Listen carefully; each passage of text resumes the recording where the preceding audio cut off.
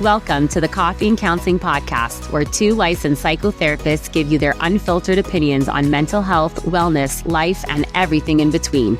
It's real, raw, and ready to challenge what you think you know. Get ready for some tough love.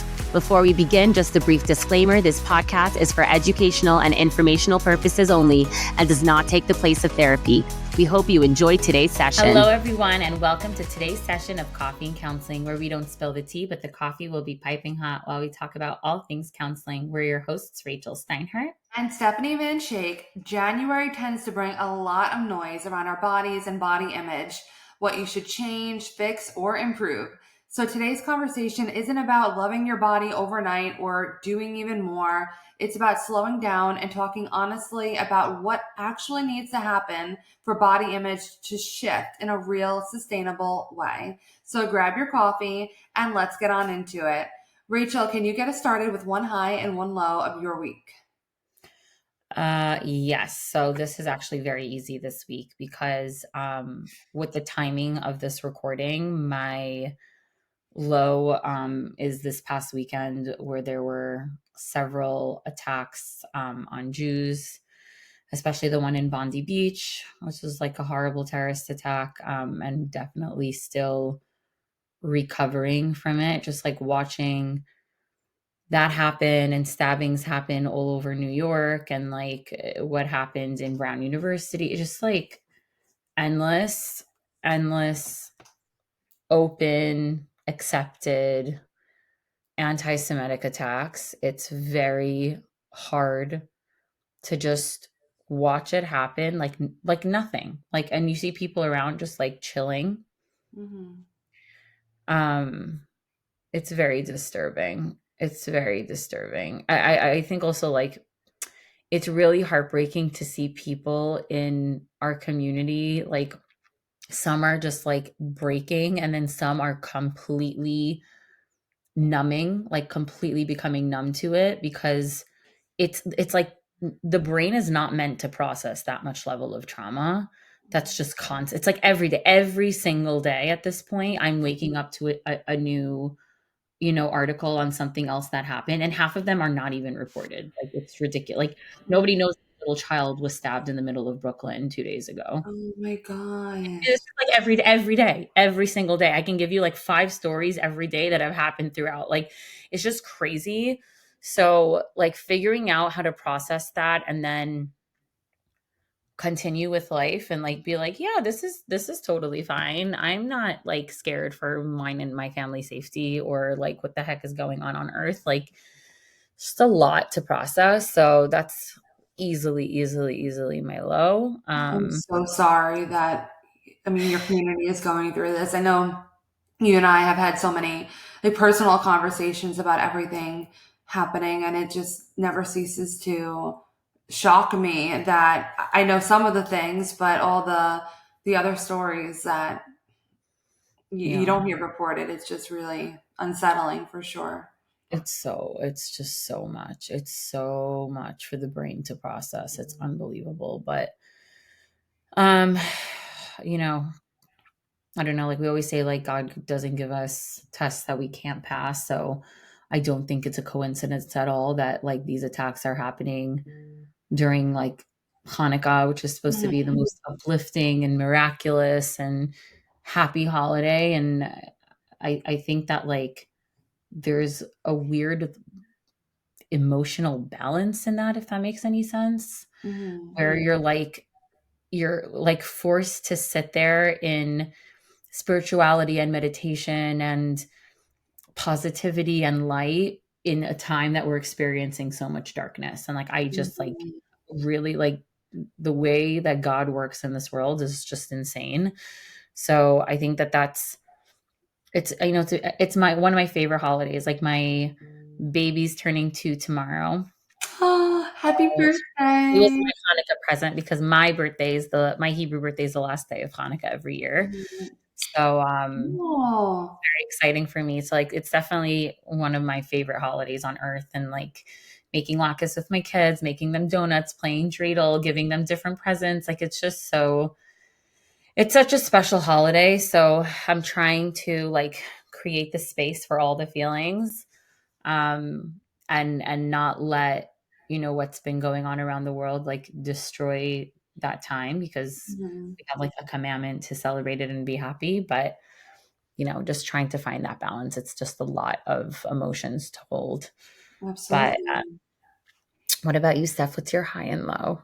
So at the time of this recording, I had actually come back from New York or earlier this week, and I got to see my family there, and it was, of course, really nice. It's always nice to be there. It always just seems like such a whirlwind between like being sleep deprived because of the travel, but also you want to do everything you possibly can and make the most out of the moments and the time that you have there. It was so nice to spend time with my nephews and my sister and her family. Just I brought some like Christmas games and had fun with that. We celebrated Christmas with them.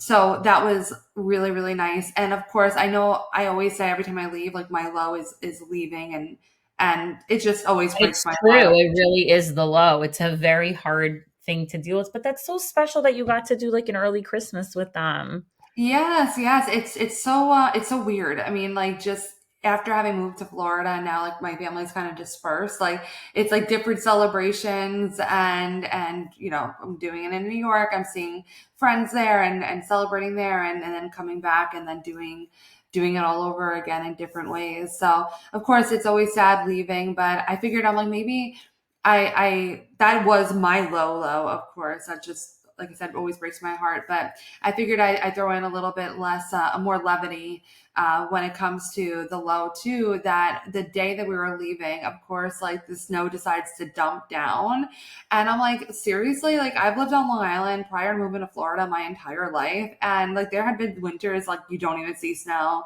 maybe a little bit of snow, and I'm like, the day that I'm flying back, that's when it starts to like it was actually a decent amount of snow. The roads were like absolutely atrocious, and of course I don't live there anymore, so like I had a rental car, don't have You the weren't like ice scraper. prepared for that. Yeah, exactly. So, but anyway, I was actually really grateful because I was nervous. You know how I feel about flight travel these days. Like they're just so willy nilly, like, oh, we're not going to fly out today. And instead of being like, yeah, we'll have a flight in a couple hours, it's like, yeah, maybe next week you can get on a flight. Like it makes me so nervous every single time when there's like issues with the Yeah. planes or flights, but it did end up taking off a little bit later because of like the de-icing process, which I'm like I'm fine with that. So I was grateful that everything went off relatively in a smooth fashion. So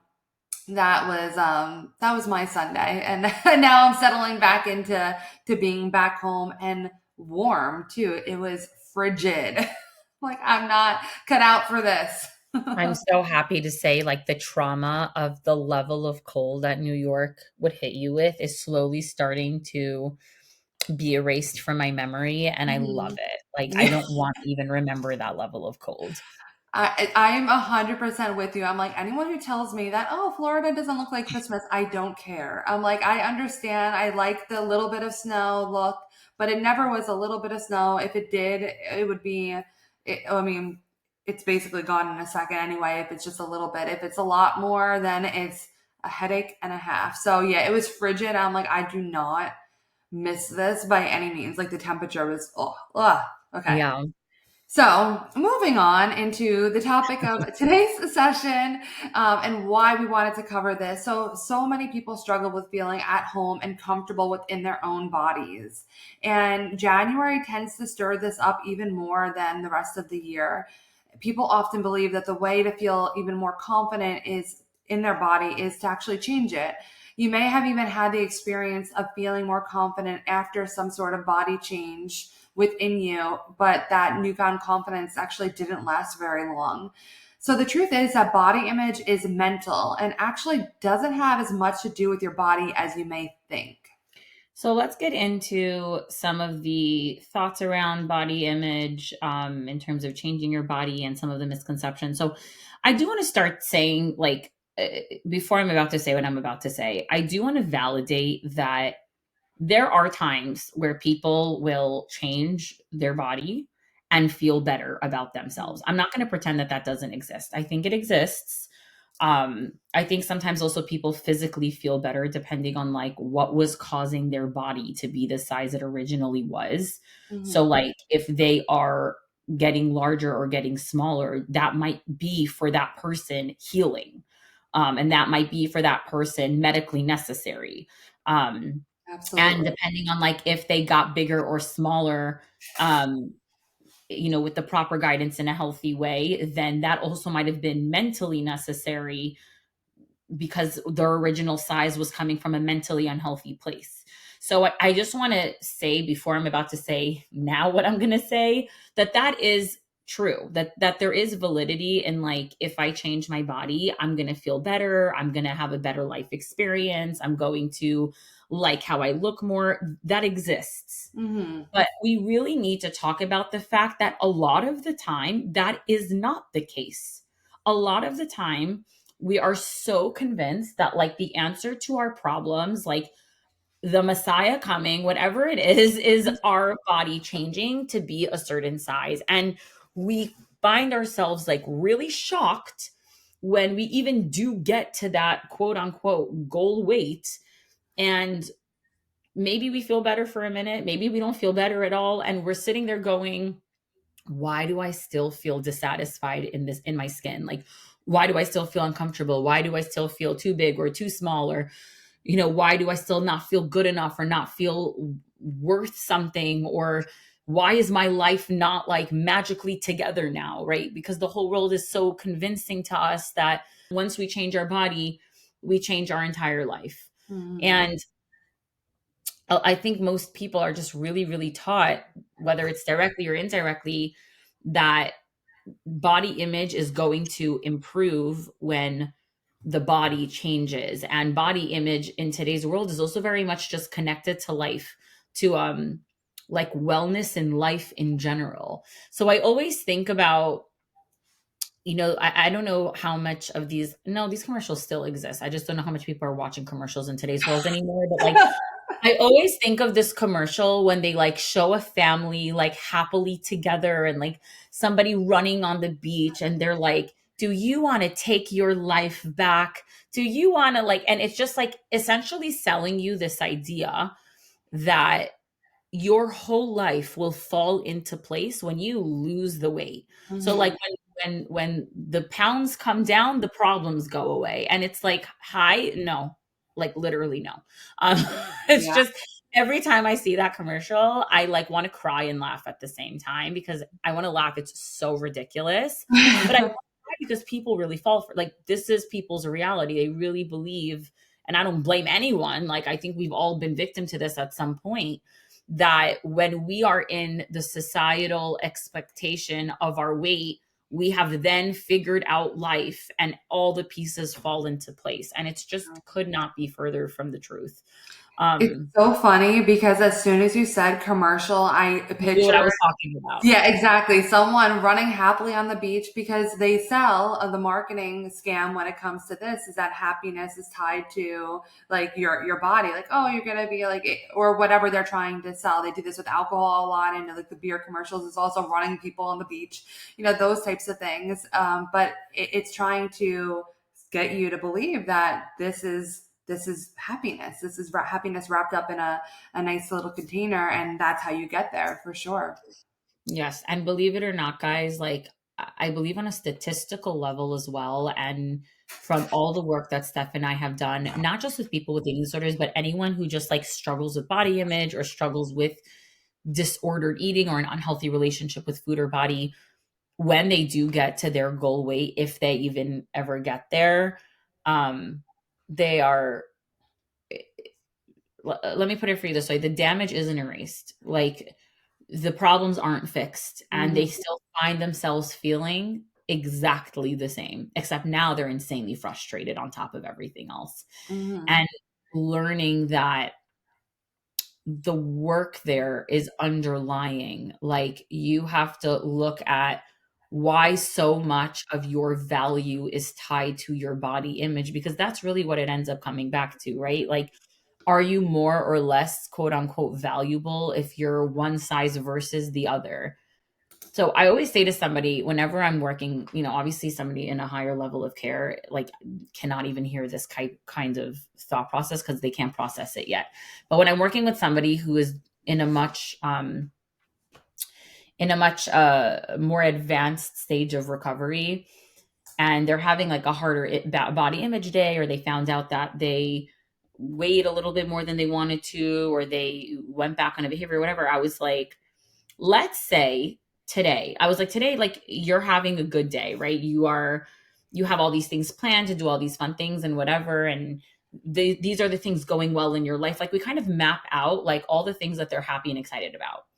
And I was like, so this is it. Nothing's changed, right? I was like, what happens if you got on the scale and it was more than you wanted to be? Like, what would happen to your life? And we're like, nothing. Your life would be exactly the same. But I was like, okay, but how would you feel? Mm-hmm. They were like, horrible. It would destroy they would just destroy everything. And I'm like, but do you see how ridiculous that is? Mm-hmm. Your life has not changed. It is what it was 5 seconds ago before you had this knowledge. And now all of a sudden we're deciding that like we need to be upset, angry, ashamed, like whatever it is, the list goes on and on and on and on, because the number that we have, dictated as acceptable is no longer the number that we're at on the scale. And so now we have to feel bad. And this is the framework that we've been trained to view body image through. And it's just a lot of damage that needs to be undone, and a lot of misconceptions around just like what it is and how you get to having a healthy body image, like the world making you think that it's more physical than mental. And there's just so much work and conversations that need to be done around that.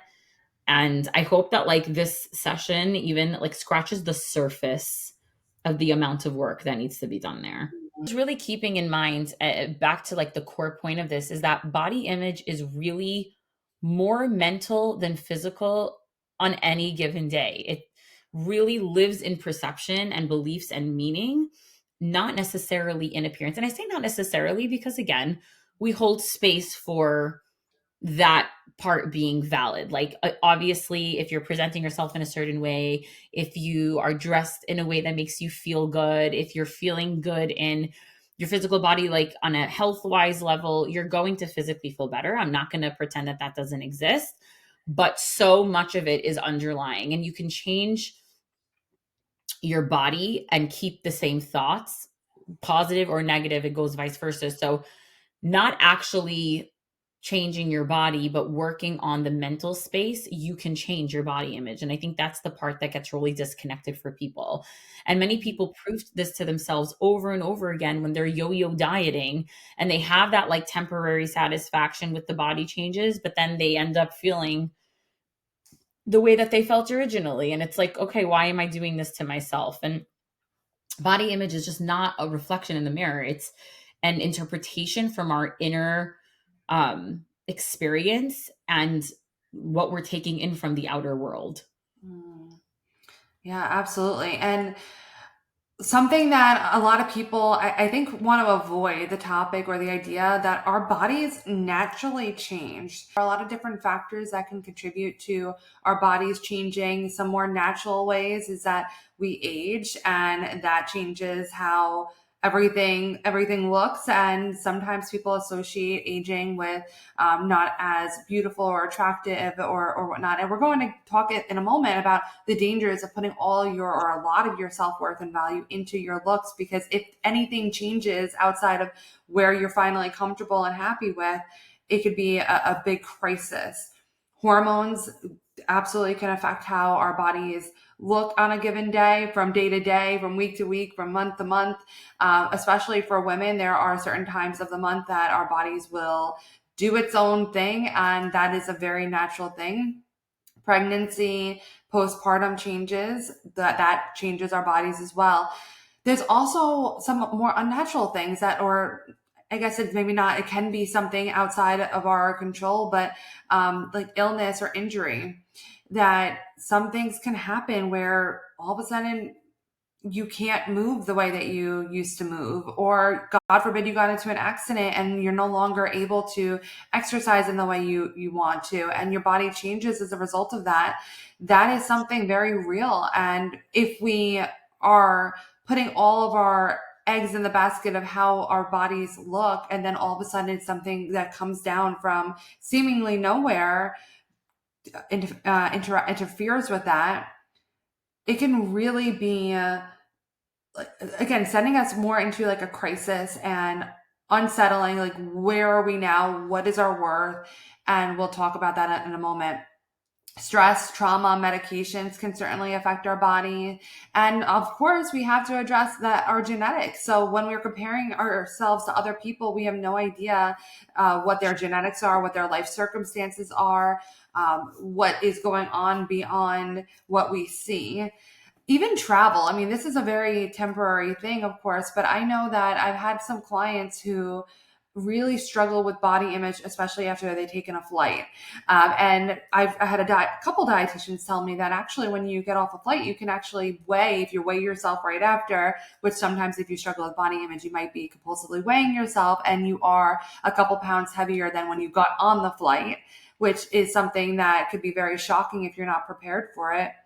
It's so funny because obviously I was just on a flight, and I always am a compulsive, well, not compulsive. I use hand sanitizer whenever I touch like the grossness of the plane or whatever. And now I've learned that whenever you're opening up the hand sanitizer, like block it from like, because it will pop. It'll pop because it's bloating out. If you have a bag of chips or anything like that that's closed, and when you open it on the plane, it will like squirt out, or like the air will pop because Oh it's my floating. gosh, you just made me have such an aha moment because when we took the kids on a flight, I opened one of their bottles and it exploded all over me and I didn't understand what on earth happened. And my husband was like, was something in there rotten? Like, why did that just explode? It was like a bomb. I was soaking wet and I was like, what on earth is in this bottle? Well, I didn't now even now know you know. that. Well, there we go. Now we always are That learning teaches me something new new. things every day, you guys. I kid you not. Absolutely. I've learned from one too many like hand sanitizer squirts in the eye. Oh my So you God. learn, you live and you learn. And like, even if you could reach a perfect body, quote unquote, it wouldn't be permanent because of all these other factors that can happen that changes your body. So building your worth around something like that, it really is a very risky thing. So let's talk a little bit about the danger of when we're tying our worth to our body. Of course, when we are tying that together, it creates chronic anxiety where we are constantly on edge and maybe overly like measuring ourselves, checking ourselves. The body checking can become compulsive and a source of anxiety. Like I said before, you might be weighing yourself compulsively, which creates anxiety because, oh, what if it's like a little bit more than it was yesterday? And, or what if it's more than I want it to be because I've been doing all these things, so it should be less. That just like, even just saying this out loud, like, I'm having increased anxiety. So like, this is definitely something that could be a big source of that.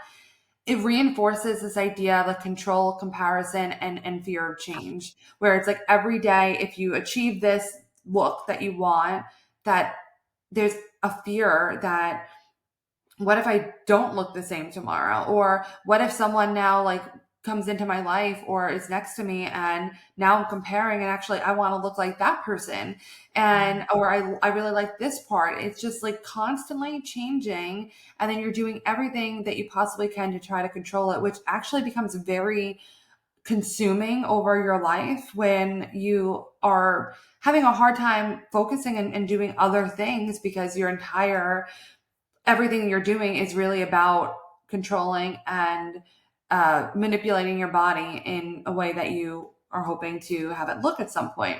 So, like I said, it keeps people stuck in cycles of monitoring and self surveillance, like measuring. Maybe there's some disordered food behaviors in there, and that could be very obviously body images can be very tied into eating disordered and disordered eating behaviors.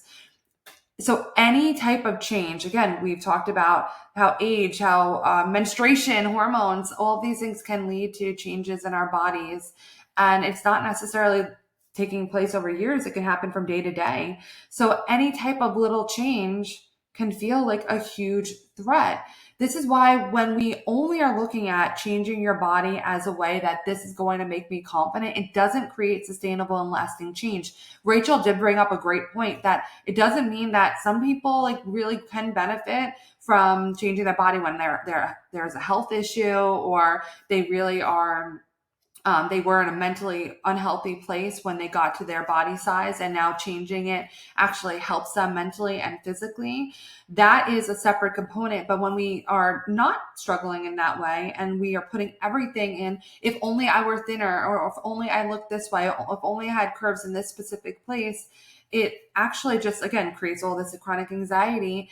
But it is a very rocky foundation where we're building our worth on. So if we're actually trying to change our body image, this requires a very different approach.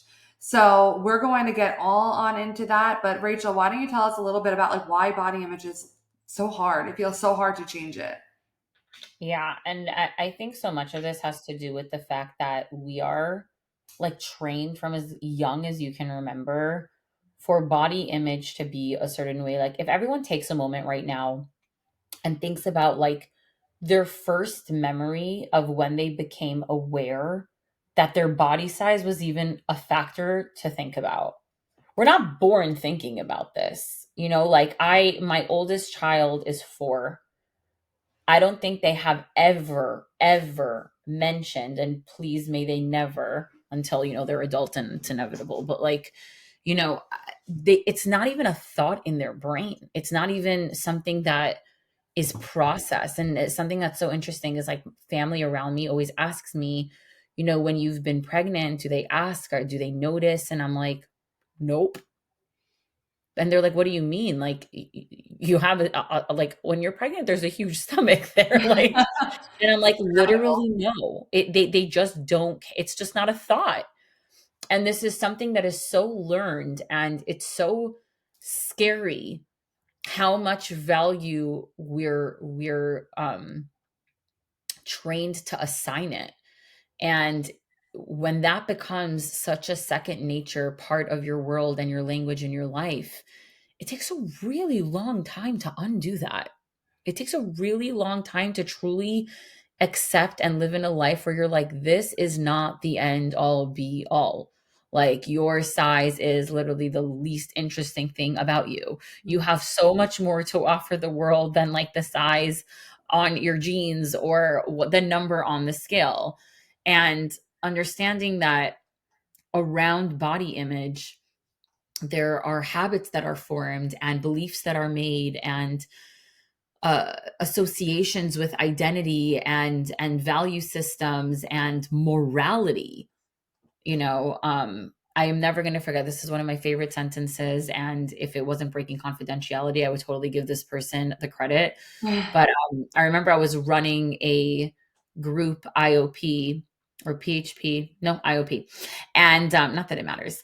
We were talking about this topic, and this client was like, I walked into this bakery and I was having a really hard body image day, and I really wanted this like big muffin, and there were these cookies, and I just kept like looking at the glass and like looking at all these pastries, and the thought just like occurred to me, and she was like, what on earth is wrong with us that our world has literally assigned like morality to muffins? Mhm. And I was like, just like the way that it was said, it was so, we were all crying of laughter. Mhm. But like it was true. Like they're all sitting there struggling with this thing of like, oh my gosh, my whole day was broken over whether or not I should or could eat this dessert pastry treat, and what it would mean about who I am if I have it.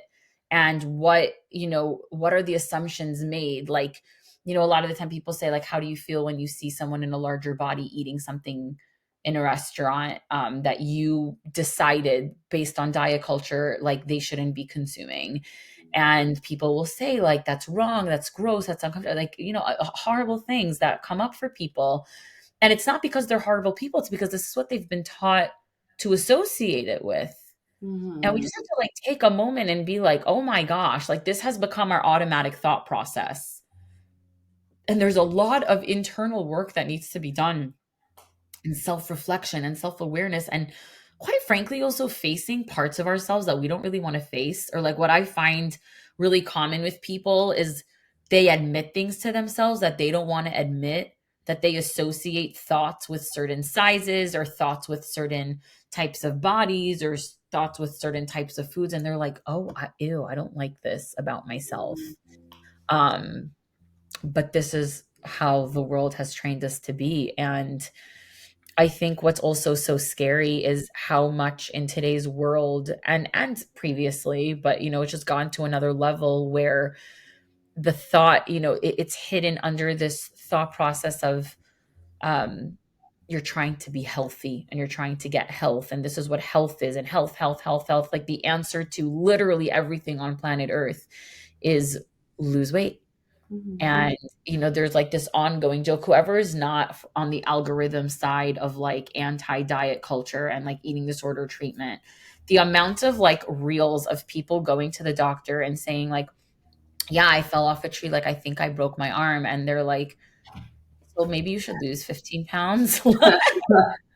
Of Because like if I course. lose my arm, then the arm won't be a problem anymore. Mhm. But all of these like jokes around like no matter what you come to a doctor with, like they're gonna see your BMI before they see anything else, which is like, don't even get us started on the BMI and what that's based off of and how absolutely absurd it is. Absurd. Mhm. Absurd.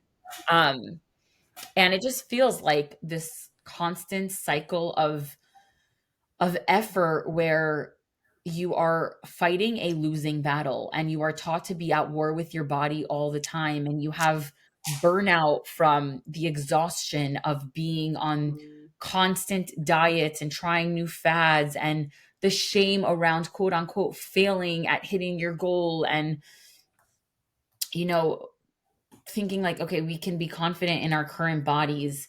It's okay to have things that you want to change, but like when that becomes the center of your entire universe, I think it's like we're missing the plot. We're missing the plot. I'm not saying everyone has to sit there and look in the mirror and love every single inch of themselves, because I'm hi, like you want to ask me if there's something I would want to change about myself. Totally. Like, are there things that I would ideally like to look different? Yes. But like that also doesn't take over my universe. Mhm. And I think there's another part of like this misunderstanding of what it actually means to create healing and acceptance in body image versus like having love for your body versus having respect for your body versus um like being obsessed with yourself. And I think a lot of the time people have this like unattainable thought, which is why body image feels so hard to work on, where they're like, oh, a positive body image means I look in the mirror and I'm like obsessed with every inch of myself. Like, no. Like we can live in a world where we recognize that there are things we would change, our hair color, our eye color, or this or that. And it might be really hard for me to say this in like going into 2026 where people are just like getting all types of procedures left and right to change how they look. Yeah. And that's like a whole conversation in itself. But there can be space to accept that like in an ideal robot world we might have picked different colors and sizes and shapes and whatever, but like this is what we've got, and finding the beauty within that and loving ourselves through that and accepting that this is what it is. And when I say accepting, I think that where there's a huge issue as well is us living in the world of accepting means you are being lazy and not like maintaining health and wellness in your body. And that's where this goes to such a dangerous place, Mhm. when like the healthy concept and mental health of like accepting something is taken as like surrendering or giving up. And this comes up, by the way, in body image and trauma, like saying that something is acceptable when it isn't acceptable. Having acceptance for a situation that is what it is should not be twisted and turned into this unhealthy concept, which is what's happening many, many Mhm. times in the world that we're living in, which is what causes all of these spaces to go into such dangerous territories. Mhm. And I think that's one of the reasons also why having body acceptance and having that, what you need for a positive body image, feels so hard and unattainable. Mhm. I really want to like hammer that idea of like complacency or that fear of complacency home, because I have had so many clients that I've worked with that when we talk about like, or just like even getting to the point of like, what would it be like if you accepted your body? What would it be like if you actually were neutral about your body? And the fear that I hear come up time and time again is this idea that I'll just be complacent. Like I will never change anything. I will just, like you said, laziness, all that stuff, like all these fears come up. Mhm. And one of the things that we talk about with that is that it actually doesn't have to mean that by any means. In fact, if you are still pursuing change in some way, don't you think you go a lot further from care for your body as opposed to that, like the drill sergeant yelling at you all that you're all these horrible things and you should change it? It might create a fire that lasts very, very short, like a very like short burst of doing things that you think you need to do to change that, as opposed to coming from a place of care, which actually does create more sustainable change. So body acceptance, body neutrality, body confidence doesn't mean that there's nothing that you don't have to wait until everything is perfect in your mind in Mhm. order to experience these things. Rachel said it. I'll say it. I'll second it. That there are certainly things that I would, if I could snap my fingers and change about my body, I would. But really, all of us probably do, and that's okay. It doesn't mean that it has to take over our lives. It doesn't mean that we can't be comfortable and okay in our bodies or even happy for when you get to that point. There's a lot that we could still work on, and it doesn't mean that you're going to be complacent or lazy or anything like that. It's so funny and having this conversation, and you could just like tell the stage of life I'm in that this is where my brain literally always goes. But this is making me think of such a, I think, a really powerful analogy, honestly, where for anyone who has never been in labor or had a baby, especially without an epidural, which I have, and it's not a fun situation, but what's really interesting is like you have every desire to clench and to fight what your body is doing because you're in so much pain and you're in such a panic that your whole body tenses up and you are literally like fighting against the current of what your body's trying to do because it's so painful. And your support system, please may you have a good one, don't even get me started on that. But the people around you generally are telling you, you know, you need to let your body do what it's doing. You need to give in, especially when you're doing a natural childbirth and you're not getting any a medication to help with pain. The one thing they tell you is like, let the pain wash over you, like accept it, like accept the pain and like ride it like a wave. And it's so much better than fighting it. And only when you can like relax into it and ease into it and stop fighting your body will the baby come.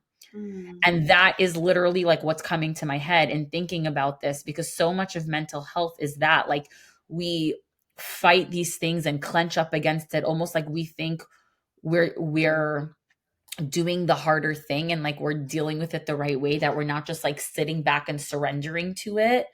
But some of the most powerful things in life and some of like the best healing in life comes when you surrender to a process. mhm. And like literally one of the most powerful things, like creating a human, only happens when you like surrender to that process, which at a certain point, whether you like it or not, you're surrendering to that process. Tell you, like, you know, but what's so interesting to me is like that's what was coming to my head as you were saying that like Mhm, we just have such a negative connotation that comes with giving into something, accepting something, surrendering to something. And it's really not true. It's really not true. I think that that in itself is such a hard thing for people. Talking about acceptance is such a hard thing for people to accept, um, mhm, in like the mental health space. And within body image, I would say it's really one of the number one things that stops people from overcoming that hump to get to a place of accepting and loving their body and themselves. What a painful example, but totally, totally true. It's funny because it kind of reminds me. Obviously, it's nowhere near labor, but I was just having this conversation like last night about like hitting your toe, and it's like one of those pains that when you hit your toe, like it's gonna hurt, but it's a delayed hurt, and then it kind of like radiates for like a minute. Yeah, yeah, And and I have like the last time that I did it, I'm like, okay, I can like rage right now because I'm so mad that this happened and I'm wanting to avoid the pain. But like yeah. there's nothing that I'm going to do that's going to stop this pain from happening, and like just like letting it, like accepting it and letting it wash over you. And for those of you who haven't been in labor, then this might be a good example because all of us have had the glorious moment of hitting our toes. That just happens to Yeah. everyone. Does it Um ever happen to you that like when you hit something, you have like the almost I just okay, for whoever doesn't know what I'm talking about, please don't judge me. But like when like you hurt something and you almost need to bang it again after you've oh. hurt it.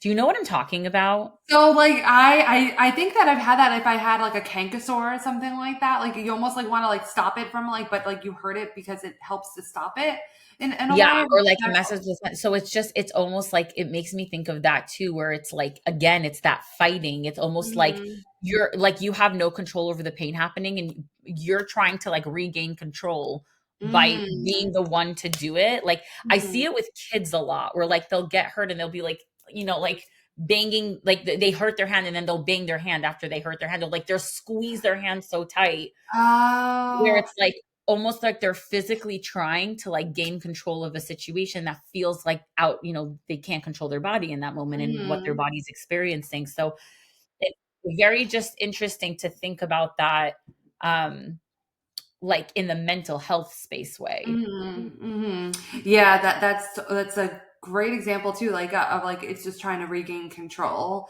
Yeah. or like trying to distract in that moment, like where you Mhm. are, like wherever the pain is, like trying to distract from that. See, this this is why we have a podcast because we could just like talk and like I Talk have about like these tangents. We're it's so so fun. also, by the way, I think those were some of the most therapist-y analogies we've ever given.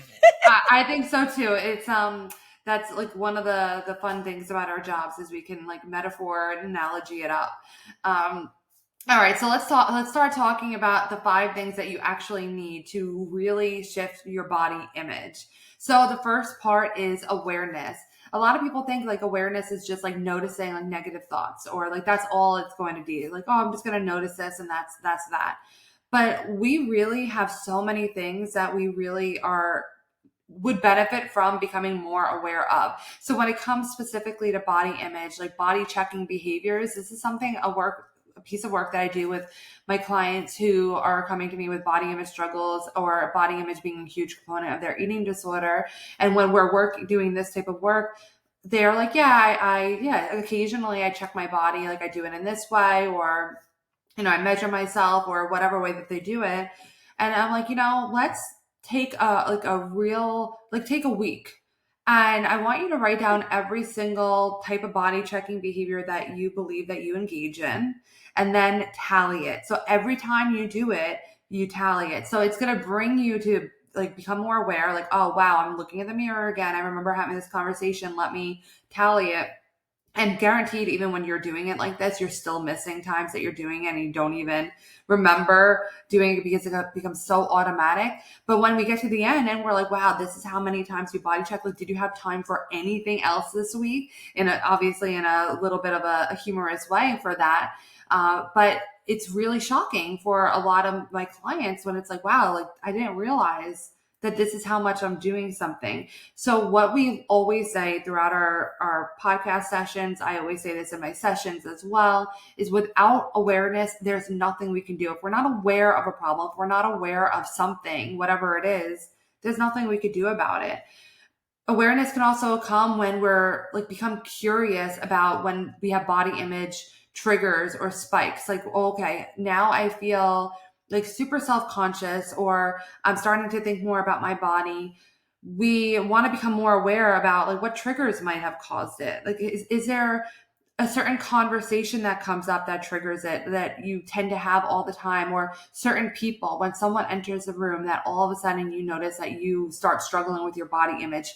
These are all important things, not to judge yourself on, but we'll get to that in a moment, but just to become aware of. We're not doing anything yet until we're more aware of what might be contributing to this. And we also want to notice emotional triggers. So you might notice that like every time you feel overwhelmed, your body image gets worse. And in our treatment, I know, I think you probably do this as well, Rachel, that one of the assessments I give for body image, which is really helpful to put a lot of labels and words to it, is distortions, body image distortions assessment. Mhm. And one of the distortions is the moody mirror distortion, which basically is like, I am anxious, I'm upset, I'm nervous. And because of that, I'm projecting it onto my body image. I'm projecting it onto my body. So if you feel that you're stressed and all of a sudden you are now noticing your body more or more critical of your body, that might be that distortion coming to fruition. We want to become more aware of it. Or if you feel like super out of control in a lot of areas of your life and then you start internalizing and criticizing your body, that might be something, well, it is certainly something to become more aware of. We cannot change, I cannot reiterate this enough, we cannot change what we're unaware of. So awareness is the first step in all of this.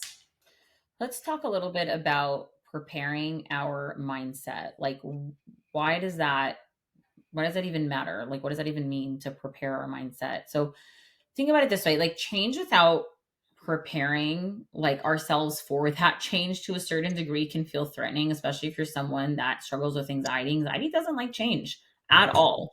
So when we start to challenge ourselves, especially in the mental health space, it feels really uncomfortable.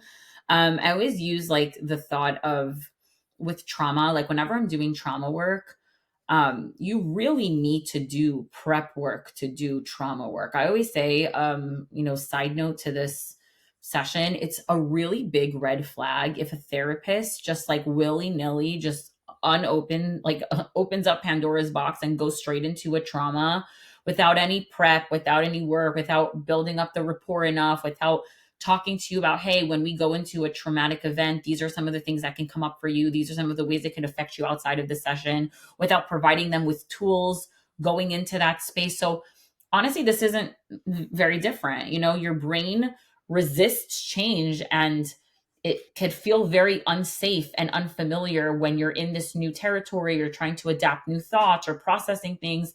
This type of change requires getting out of your comfort zone, and that doesn't feel good. Like, quite frankly, there's no warm and fuzzies over there. Um, Mm-mm. if you jump into trying to change and still have like a self judgment or self critical mindset, it'll backfire because this isn't going to change overnight. And understanding that this takes time and it's a process is so, so crucial.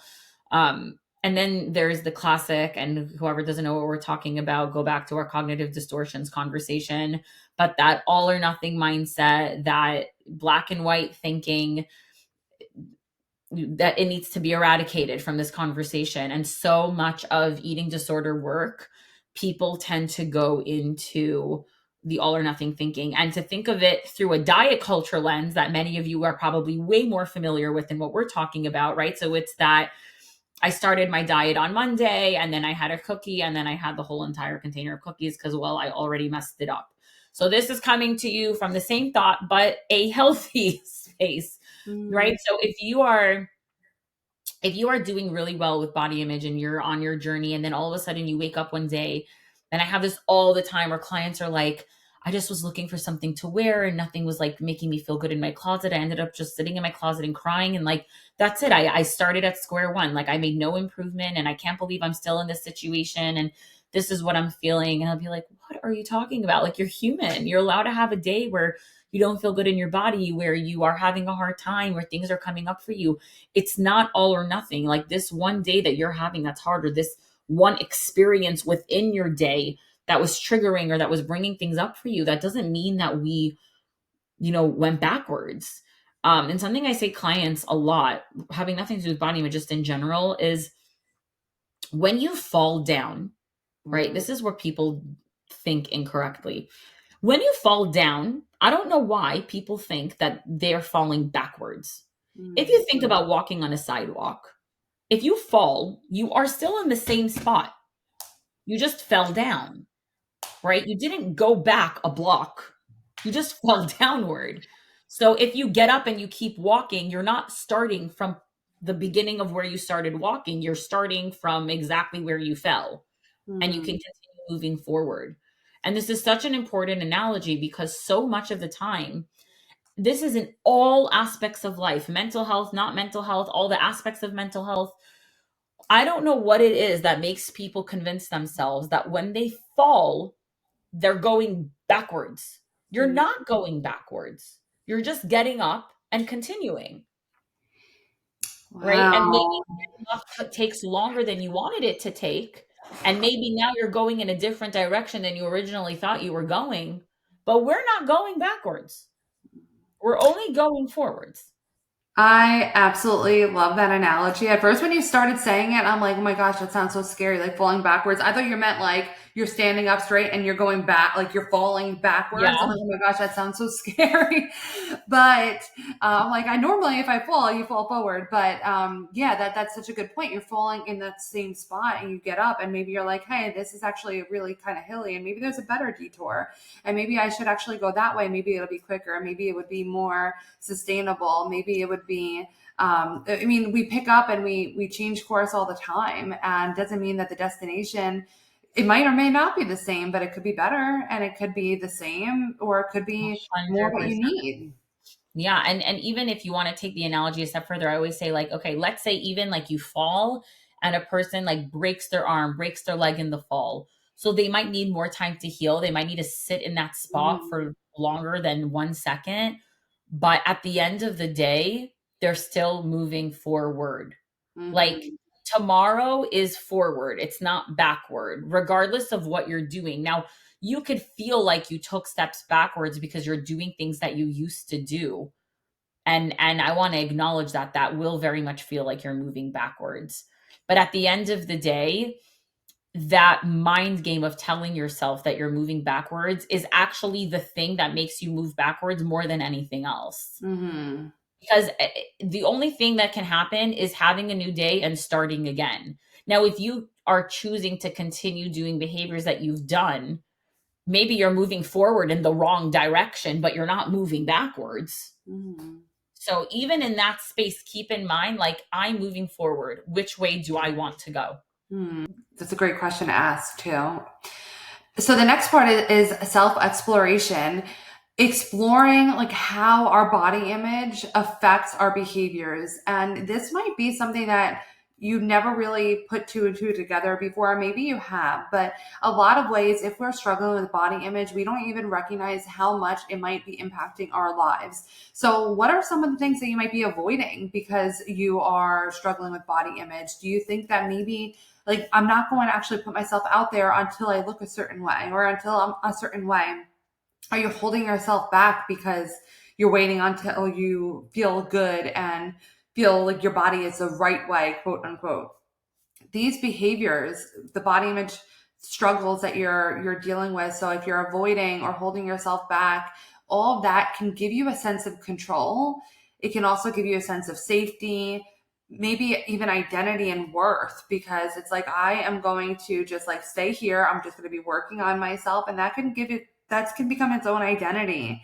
And but it might just be where you are just staying in the same spot, maybe, or you're struggling. Like I think Rachel gave some really great points where you're not necessarily going backwards, but you are just kind of marching in place because you're just trying to work on things, but you're not actually moving anywhere because you haven't done the other work where you're aware of how this is affecting you, or aware of how body image struggles are coming up, prepping your mindset, and then exploring yourself even more about how it's affecting you.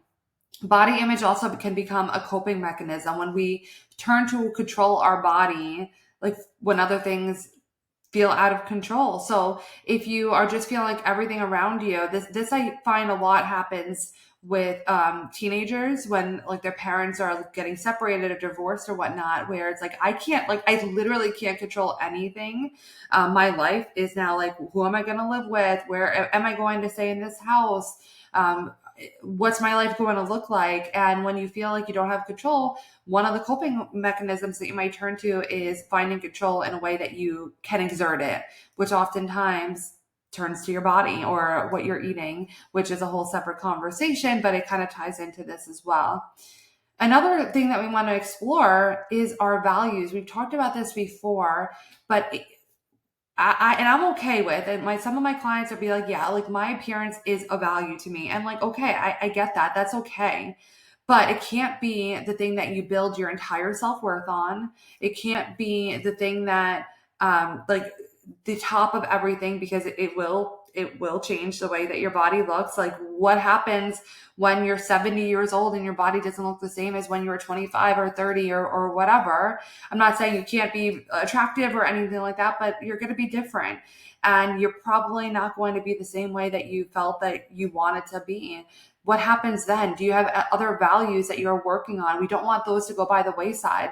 So exploring how your body image is tying into all of that and where you might be allotting that in terms of how much of a value it is to you and at the expense of what other values you might have. So these are some questions to reflect on when we're talking about self-exploration. Like, what does focusing on your body distract you from or hold you back from? Or ask yourself, like, who would I be if I wasn't struggling with this? If I did like accept my body, like what would that look like? Be gentle and curious about asking these questions and what the answers are. You don't have to have it perfect or anything like that. This is a gentle exploration exercise to be also truthful with yourself. So let's take inventory for a second, right?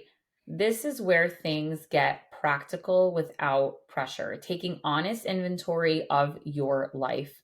So taking a step back and just asking yourself, like, where am I? We talk about doing this, by the way, in so many different aspects of mental health. It's just, getting in tune with yourself, meditating on where you're at. This is where journaling comes in. This is where taking those 5 minutes of pockets of time to just check in on yourself and be brutally honest with yourself, like taking internal and external inventory. So, like, what are my beliefs? What are my habits? Like, what does my self talk sound like? And asking yourself within all the answers to these questions, am I content with this? Where is this going? Is there room for growth here? Is this harmful? And same thing with the external inventory. So, without turning this into a conversation, because this is its own session completely, how is social media affecting me? How are my relationships affecting me? My routines, like the things that I'm doing, does change need to happen here? Is this actually conducive to me living in a wellness space? Is this helping with my body image? If I keep seeing this commercial pop up where the girl's running on the beach and they're trying to shove me with all the GLP-1s on the planet, maybe I need to get rid of the commercials or switch from cable to, a different streaming platform. But at the end of the day, we really need to take a moment and take a beat and say, what am I doing or what am I not doing that is helping or hindering my progress and my wellness?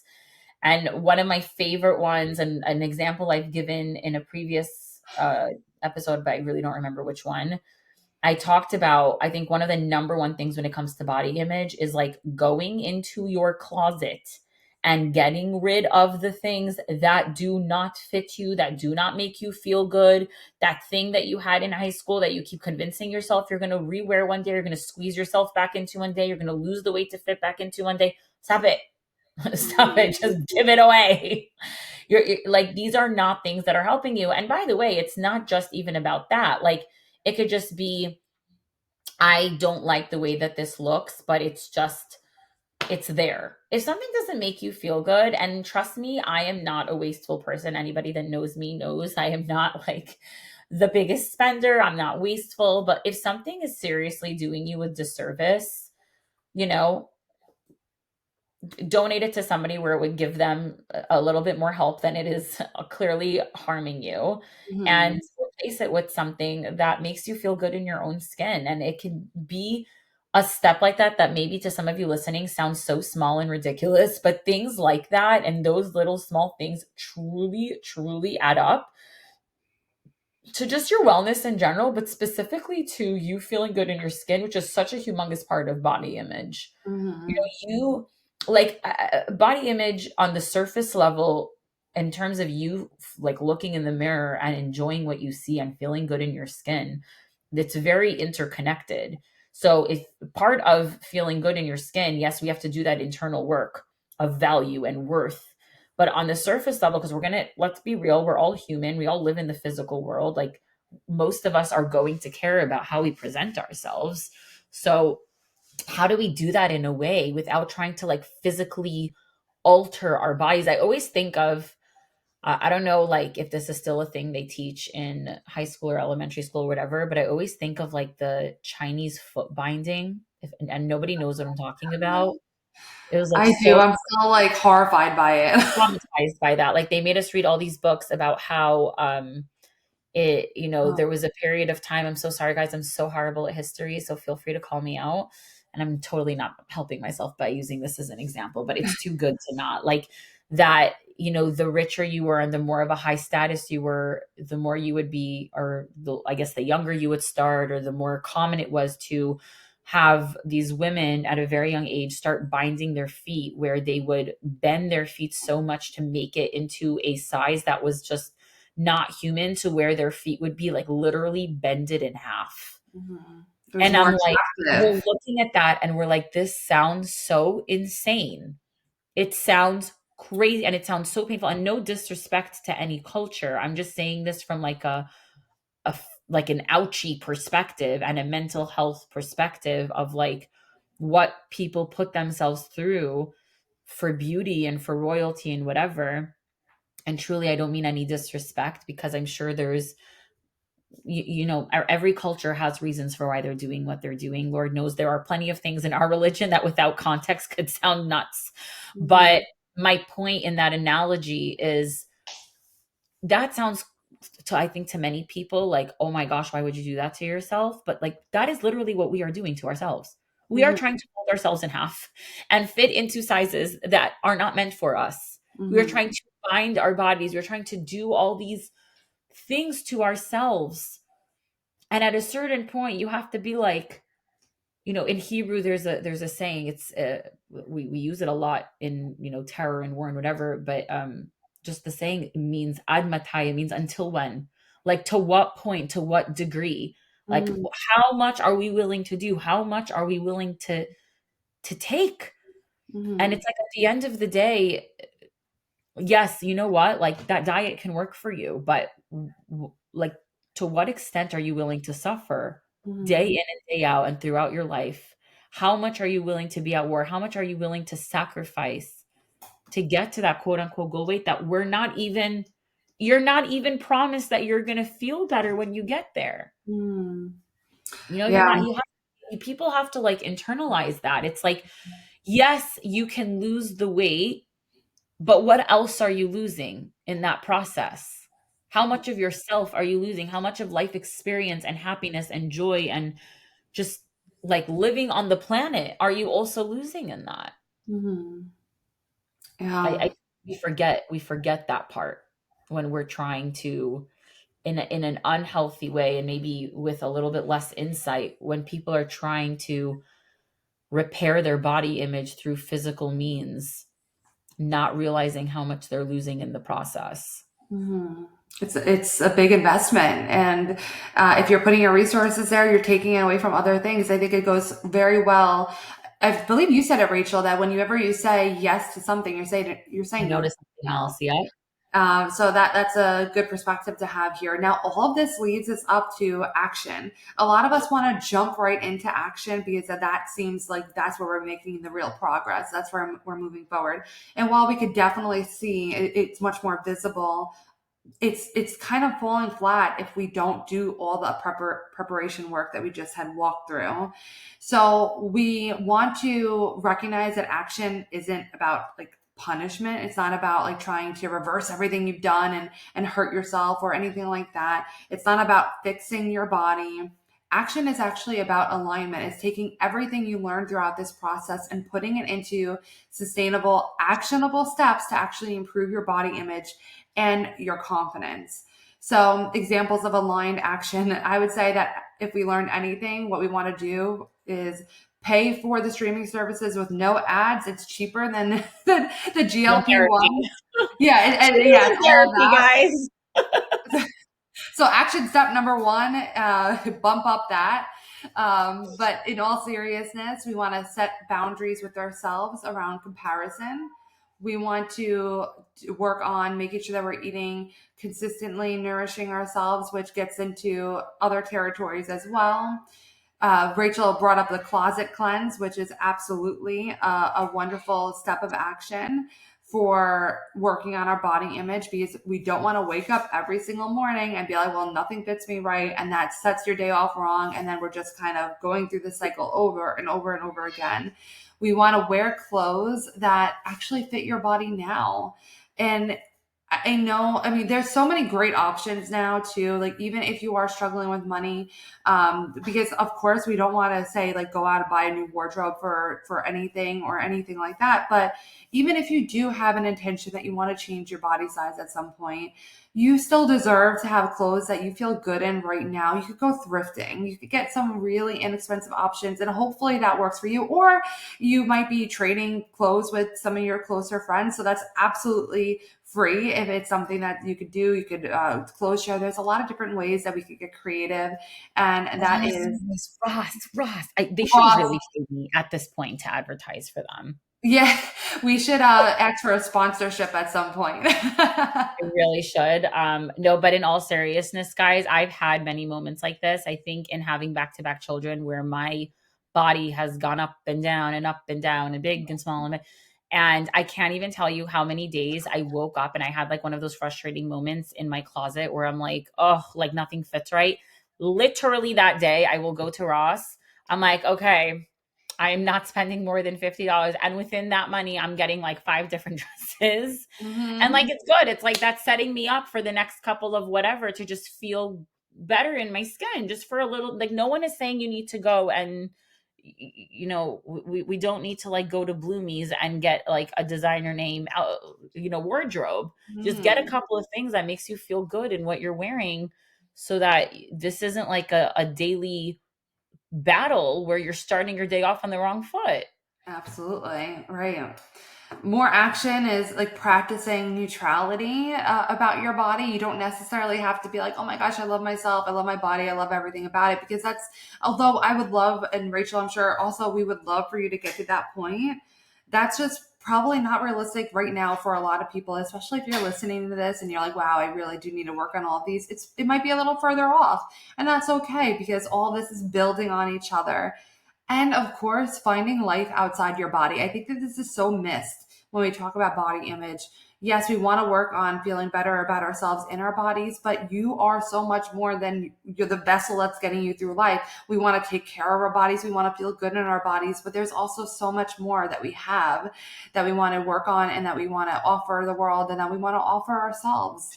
So we want to build this framework and take action from a place that's in alignment and from a non-judgmental stance for yourself, and be kind to yourself, because you might stumble, you might feel like you've gone backwards, you might have some moments in time that don't feel like you're moving forward as fast as you'd like, but this takes time. And especially if you come from a lifetime of struggling with your body image, you really need to be patient with yourself through this process. So just bring it all together and kind of going through our final, thoughts to leave you with. Create that awareness for yourself, prepare your mindset for the wellness journey that you want to go on in terms of having that body acceptance and love and positive body image. Have that self exploration, ask yourself the questions, take that inventory internally, externally, and then slowly but surely, potentially with SMART goals, take the actions that you need to take in order to get to this place where you are feeling the worth and value and love for yourself and your body that you deserve. And you don't have to do all of these things at the same time. You don't have to do them all perfectly, but we need to put one foot in front of the other and start somewhere. Mm-hmm. So before we wrap up, I want to pause for a moment and speak to anyone listening who might be thinking, this makes sense, but I've never actually been walked through this process before. If that's you, I want you to know that's definitely not a personal failure. Most people are taught to focus on changing their body and that's going to fix everything, but never are taught about their relationship with their body. So they never actually get the support or structure that actually helps body image to shift. So this is actually why I created a self-paced course called Finally Body Confident. It's designed for people who are tired of starting over and want a more intentional, grounded way to change how they relate to their body without dieting, without the pressure, or forcing any type of confidence. The course walks you through 5 key areas that we talked about today. We touched on the awareness, mindset preparation, self-exploration, taking inventory, and then action, in a way that builds on itself. Instead of throwing everything at you all at once, it's meant to meet you where you are, not push you faster than you're ready to go. So if today's conversation resonated with you in any way and you're realizing that your body image struggles might need more understanding than effort, more alignment perhaps, this could be a supportive next step. I am offering a limited January special for listeners, and you can find all the details in the show notes. And whether or not you decide to check it out, I hope today's session helped you feel a little less broken and a little more clear about what real change can actually look like. So that brings us all on to our listener's question, which is, why do I feel like a failure for not joining a fitness challenge or cutting out food groups like everyone else at this time of year? This is something that we've talked a lot. I would encourage you to really take in the session that we had talked about, but January really does come a time where everyone's talking about, like, let me do this 30-day challenge. Let me or people are forming groups that we're betting on, like, losing a certain amount of weight, or if you do this every single day, you have another streak and you're getting rewards and all of these things. And it can feel really odd and lonely and uncomfortable, even if you're not joining in on what it seems like the entire world around you is joining in on. But I would believe that if you are listening to our podcast and you're talking about this, that you have actually done a tremendous amount of work to get to this point where you're not going to fall for this, where it's not helpful for you. And I'm not saying some people might really enjoy it and find it helpful or having fun with it. I'm talking more about the fitness challenges. I can understand how that can be like fun for some people if they want to kind of join in with other people with something like that. But cutting out food groups and doing the dieting thing like everyone else that might be happening at this time of year could be really restrictive. And if you are saying that I don't want to do that this year, that's something that is not, it's like the opposite of a failure. It's actually a really tough thing to say I'm not doing something, even though everyone else around you is. And you just recognize that it's not the best thing for you and opting out of it. I hope that you can recognize that as a strength and a success, and by no means is that a failure. All right. So thank you everyone for joining us for today's session. We really hope that it offered some value. If you know anyone else who might benefit from it, please consider sharing it. If you are interested in checking out my Finally Body Confident course, the discount code and all the information is in the show notes below, along with anything else and other relevant sessions that we had recorded. We'll put that in there as well. And we hope you join us again for our next session next Tuesday. All right, guys, thank you so much for being here. Like, subscribe, and comment any questions or thoughts below. We'll see you next week. Thank you so much for being with us today. Please follow our Instagram at Coffee and Counseling Podcast and send any questions you have about any topic to us via direct message for a chance for your question be featured in one of our next sessions. You can also email us your questions or topic suggestions at coffeeandcounselingpodcast@gmail.com. Make sure to check out some of our other sessions available to you right now. Once you drink up all of those and your coffee, come back next Tuesday for our next session. The information shared in this podcast is for educational and informational purposes only and does not constitute therapy or mental health advice. Listening to this podcast does not establish a therapeutic relationship between you and the hosts. If you are in need of support, we encourage you to seek help from a qualified mental health professional. This podcast is not a substitute for individualized care. We do offer individualized therapy. If you're interested in individual therapy with one of us, please visit our practice website and send us an email to set up a free consultation call. All of the links and our contact info will be in the show notes.